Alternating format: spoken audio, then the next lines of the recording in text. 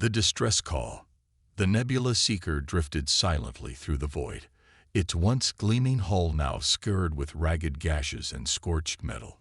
Inside the ship's command center, Captain Vex hunched over the main console, their four arms working frantically across multiple control panels. The dim emergency lights cast an eerie glow across their silver-scaled skin, illuminating the deep creases of worry on their normally stoic face. "Life support is at 27% and falling," reported Zinn, the ship's engineer.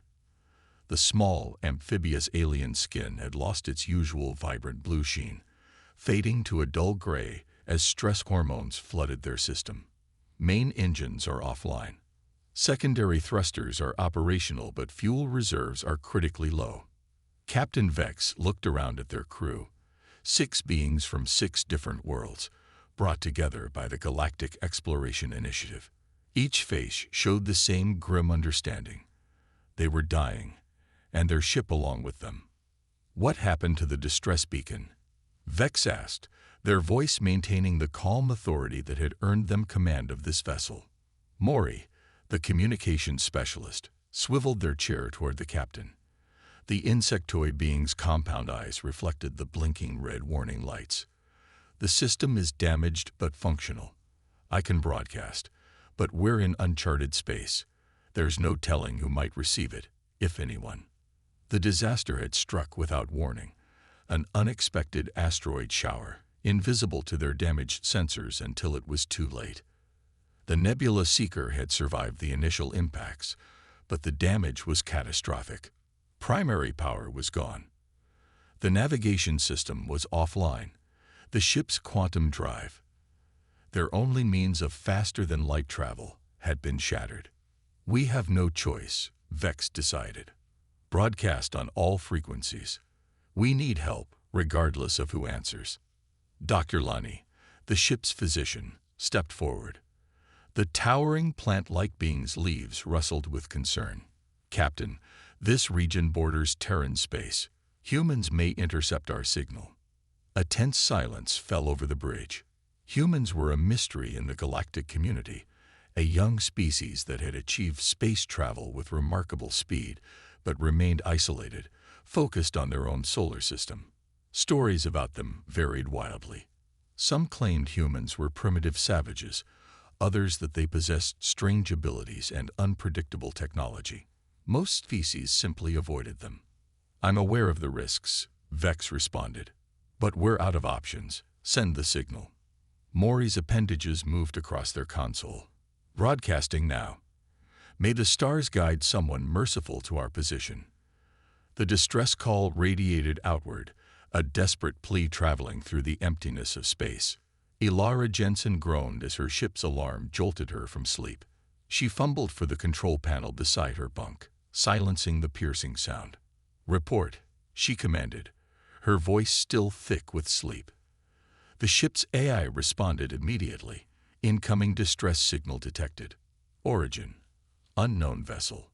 Location: approximately 3 hours from current position at maximum thrust." Elara swung her legs off the bunk and ran a hand through her short, dark hair. She was 4 days into a 2-week mining reconnaissance mission, alone, as usual. The mining company she contracted with knew she preferred solitary assignments. "Play the message," she ordered, pulling on her flight suit. The message that filled her cabin wasn't in any language she recognized, but the universal distress code embedded in the signal was unmistakable. Someone needed help, urgently. Elara hesitated. Changing course would delay her mission. The company wouldn't be pleased, and who knew what she'd find? Pirates sometimes used fake distress calls to lure in unsuspecting ships. But she couldn't ignore it, not just because of the interstellar code of conduct that bound all spacefaring vessels, but because 3 years ago, when her own ship had been crippled by an engine malfunction, someone had answered her call. "Set course for the signal's origin," she told the AI. "Maximum thrust." 3 hours later, Elara stared at her view screen in astonishment. The vessel before her was unlike any she'd seen, clearly not human in design. Its hull was composed of interlocking hexagonal plates that seemed to shimmer despite the damage that marred its surface. An alien ship, she whispered to herself. Humanity had made contact with a few extraterrestrial species, but interactions remained limited and tightly controlled by government agencies. Private citizens like her were explicitly instructed to avoid direct contact. Yet here she was, faced with a choice that regulations couldn't have anticipated. There were lives at stake, even if those lives weren't human. Open a communication channel, she told her eye. Broadcast in English and include basic mathematical sequences to establish understanding. She took a deep breath. This is Elara Jensen of the Earth mining vessel Horizon. I've received your distress call and am offering assistance. Please respond if you can understand me. For nearly a minute, there was nothing. Then her screen flickered, and she found herself looking at a creature with silver-scaled skin and 4 arms. Behind it stood several other beings, each wildly different from the next. "We receive you, Earth vessel," the 4-armed being said in halting but understandable English. "I am Captain Vex of the exploration ship Nebula Seeker. We are grateful for your response." Elara's heart raced. This wasn't just first contact. This was 6 different first contacts simultaneously. "What's your situation?" she asked, trying to sound professional despite her amazement. "Critical," Vex replied. "Life support failing. Power systems damage. Unable to maneuver effectively." Elara quickly assessed her options. Her ship was small but equipped with an advanced docking mechanism designed to connect with various ore carriers. "I believe I can dock with your vessel," she said. "If you can provide your airlock specifications, I'll attempt to create a seal." An hour later, after a tense docking procedure, Elara stood before the inner airlock door of the alien ship, her toolkit slung over her shoulder. She wore her EVA suit, partly for safety in an unknown atmosphere, partly as protection if these aliens proved hostile. The door slid open, revealing Captain Vex and 2 others, the insectoid communication specialist and a small blue being that seemed unsettlingly amphibious. "Welcome aboard the Nebula Seeker," Captain Vex said formally. "You are the first human most of us have encountered. And you're the first aliens I've met." Elara replied honestly. "But pleasantries can wait. Show me your critical systems." The blue alien, Zin, the engineer, led Elara through corridors lit only by emergency lighting. The ship's design was fascinating. Organic curves blended with geometric precision in ways human engineers had never conceived. As they walked, Zin explained their situation in more detail. The asteroid impact had damaged multiple systems simultaneously. Most critically, their atmospheric processors were failing, their main power core was leaking radiation, and their navigation systems were completely offline. In the engine room, Elara inspected the damaged systems. The technology was advanced, but followed universal principles of physics. She could work with this. "Your atmospheric processor can be repaired," she said, already pulling tools from her kit. "I've seen similar systems in deep space mining operations. The power core is more concerning. We'll need to shut it down and reroute through your auxiliary systems." "Impossible," Zin objected. "The auxiliary power is insufficient for life support." Elara smiled behind her helmet. "On your ship, maybe. But my vessel has power to spare. We can create a bridge between our systems." For the next several hours, Elara worked alongside Zin and the other crew members. Initial wariness gave way to professional respect as they saw her expertise. She taught them human engineering shortcuts. They explained their technology's nuances. By ship's midnight, they had stabilized the life support system and established a power link between the vessels. Elara finally removed her helmet, taking her first breath of the alien ship's air, adjusted now to human tolerance. "Your quick thinking saved our lives," Captain Vex acknowledged as they gathered in what served as the ship's mess hall. "But we remain stranded. Our quantum drive is beyond repair, and our conventional engines cannot take us home." Elara considered the problem. My ship's not designed for towing something this size, but it has a powerful navigation system. If we can interface it with your engines, we might be able to reach a safe port. The nearest outpost that might assist non-humans is weeks away at conventional speeds, Dr. Lani, the plant-like physician, noted. Then we better get started, Elara replied. Because I don't intend to leave anyone behind. As the alien crew looked at her with newfound hope, a warning klaxon suddenly blared through the ship. Maury's antenna stiffened. Captain, long-range sensors are detecting multiple vessels approaching at high speed. Configuration matches scavenger ships. Captain Vex's expression darkened. Scavengers, pirates who prey on disabled vessels. How long until they reach us? Elara asked. 6 hours, perhaps less. Elara's mind raced through possibilities. Then we have 6 hours to either hide or run, and I have an idea how we might do both. As the alien crew leaned in to hear her plan, Elara realized she'd crossed a line from which there was no return.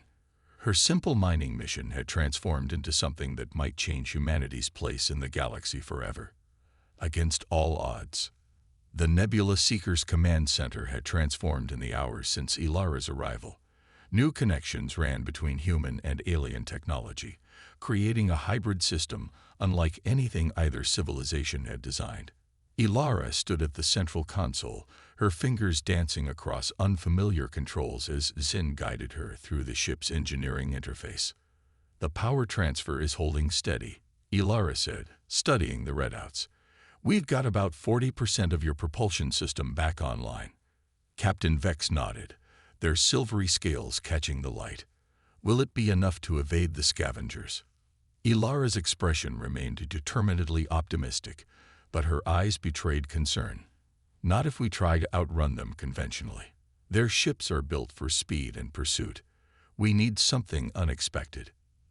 The command center doors slid open as Maury, the insectoid communications specialist, hurried in. Their compound eyes reflected the emergency lighting and fractured patterns. The scavengers have increased velocity, they reported. New estimated arrival, 3 hours, 42 minutes. Tren, the ship's security officer, clicked their beak in frustration. The avian-like being had remained skeptical of Elara since her arrival. We should abandon ship. Take what we can carry and escape in the human's vessel. My ship can't support 7 beings for an extended journey, Elara countered. And abandoning the Nebula Seeker means leaving behind not just your possessions, but your research data and discoveries. Dr. Lenny rustled their leaves in agreement. Our expedition has mapped 17 previously unknown stellar phenomena. That data is irreplaceable. Elara turned back to the star chart displayed on the main view screen. It showed their position relative to nearby celestial bodies, including a dense asteroid field approximately 1 hour's journey at their current capabilities. There, she said, pointing. That's our chance. The alien crew studied the display with varying expressions of doubt. The asteroid field? Captain Vex questioned. Our ship barely survived 1 asteroid collision. You propose we deliberately enter a field of thousands. Not exactly, Elara explained. We position ourselves at the edge of the field. I've modified your ship's electromagnetic signature to broadcast much more strongly than normal. When the scavengers approach, they'll detect what seems to be a crippled vessel, which isn't far from the truth. But they'll also detect unusually strong electromagnetic pulses. Understanding dawned in Zin's large eyes. They'll believe we're attempting to repair our quantum drive. Exactly, Elara confirmed. Scavengers typically avoid ships with functional quantum drives. The energy released during activation could destroy any vessel too close. They'll approach cautiously, trying to determine if our drive is actually operational. And then, Captain Vex pressed. Then we use your ship's remaining maneuvering thrusters to push several asteroids into altered trajectories, creating a chain reaction. The resulting debris cloud should confuse their sensors long enough for us to slip deeper into the field. Tren clicked skeptically. Navigating an asteroid field requires precision we currently lack. That's where my ship comes in, Elara said.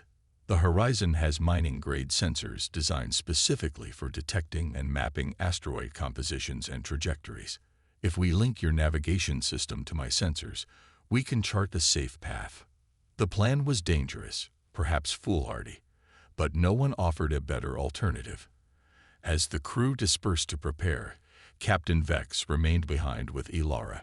"Why are you risking so much for us?" they asked directly. "Your authorities may punish you for this unauthorized contact." Elara paused in her calculations. "Where I come from, we have a saying. We're all in the same boat. It means we share the same fate. Out here in space, that's literally true. If we don't help each other survive, what's the point of exploring at all?" Vex studied her for a long moment before nodding. "A wise philosophy. I hope we live to debate it further." 2 hours later, the Nebula Seeker hovered at the edge of the asteroid field. Elara had returned briefly to her ship to establish the sensor link and retrieve additional equipment. Now she stood beside Zin at the engineering station, monitoring the electromagnetic output. "Scavenger vessels approaching," Mori announced. "4 ships, attack formation. They're scanning us." Captain Vex sat rigidly in the command chair. "Status of the asteroid trajectory calculations." "Complete," Elara replied. "The target asteroids are identified. Firing solution is locked." "They're hailing us," Mori reported.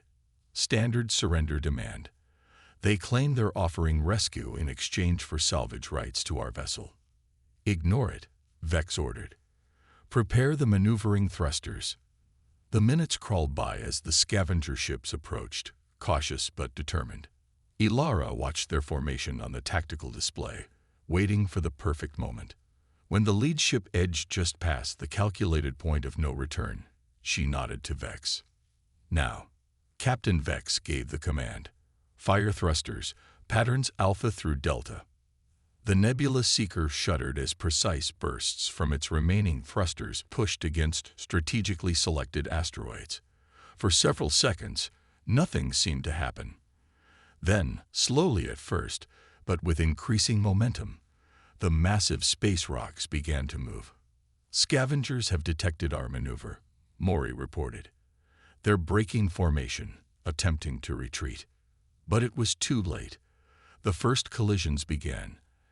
Asteroids smashing into each other with spectacular force, creating an expanding cloud of debris that raced toward the scavenger ships.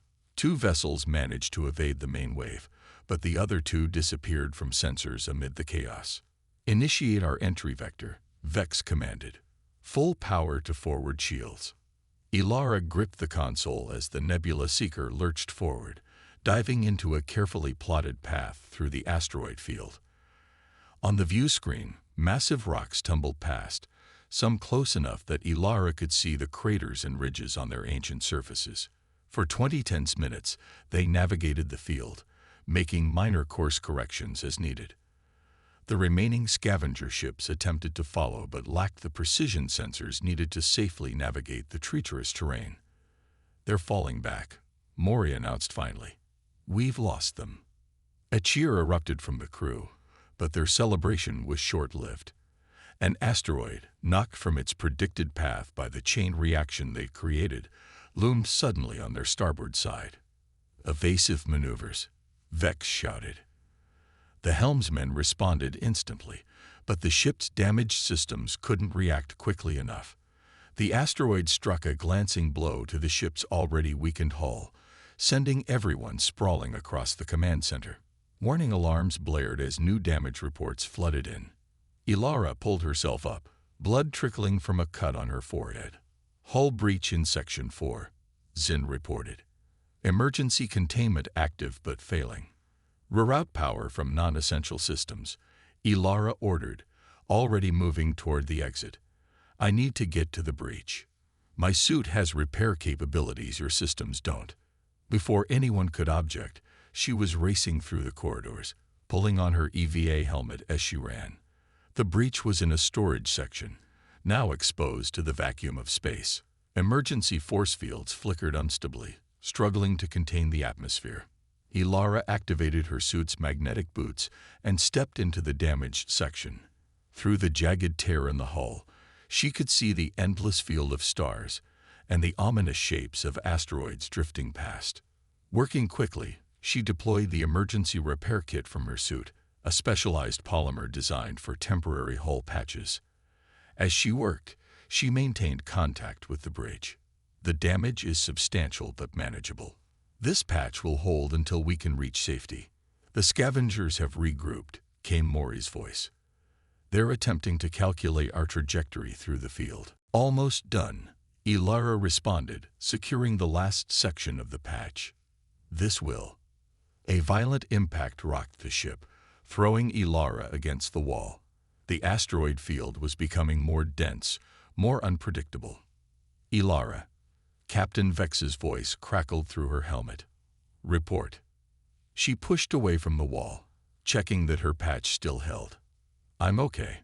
Patch is secure. I'm returning to the bridge.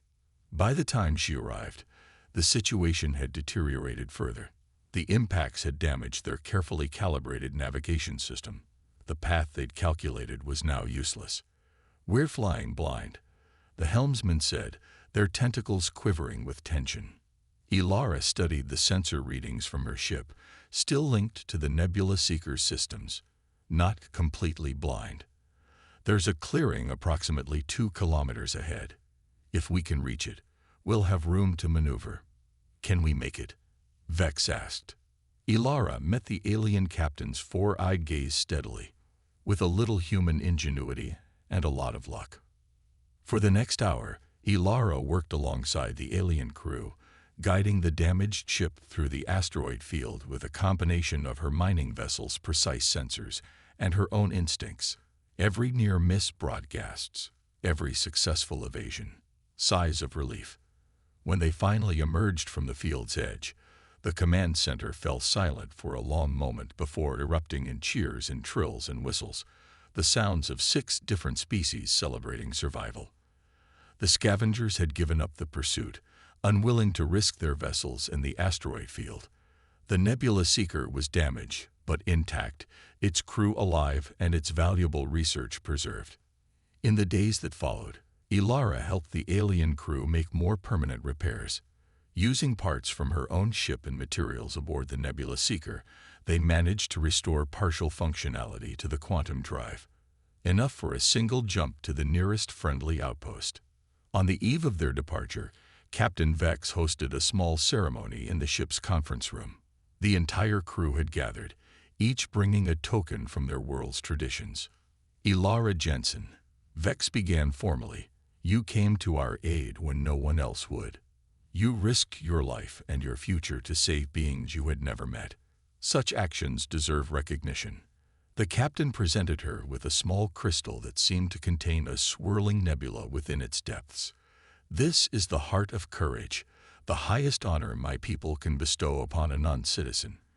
From this day forward, you are considered kin to the Solari people. Each crew member followed with their own gifts and honors. By ceremony's end, Elara found herself not just weighted with tokens, but with something far more valuable. The friendship of beings from across the stars. What will you do now? Dr. Lunny asked as the gathering began to disperse. Your mining company must be wondering about your extended absence. Elara smiled. I'll tell them I encountered some unexpected obstacles. It's not exactly a lie. And what of your authorities? Zin questioned worriedly. Will you face punishment for unauthorized contact? Probably, Elara admitted. But I'm hoping the data we've gathered, properly anonymized to protect your privacy, will be valuable enough to offset any penalties. Humans are curious by nature. The possibility of peaceful contact with multiple spacefaring species will be too tempting to ignore. Captain Vex approached, their silver scales reflecting the room's soft lighting. You've changed the course of our people's histories, Elara Jensen. We will speak of you in our reports, recommend formal diplomatic relations with humanity. I'm just one human, Elara said modestly. But I think I represent what's best about us. Our willingness to help, to adapt, to find solutions where others see only problems. As she prepared to return to her ship for the night, Elara paused at the viewport, gazing at the star-filled expanse before them. Somewhere out there was Earth, unaware that one of its daughters had just opened a door to a wider universe, not through force or fear, but through a simple willingness to answer a call for help. Tomorrow, the Nebula Seeker would make its quantum jump, carrying its crew home with stories of the human who had saved them. And Elara would begin her journey back to Earth, carrying an even greater treasure, the knowledge that humanity was not alone in valuing compassion across the cosmic divide.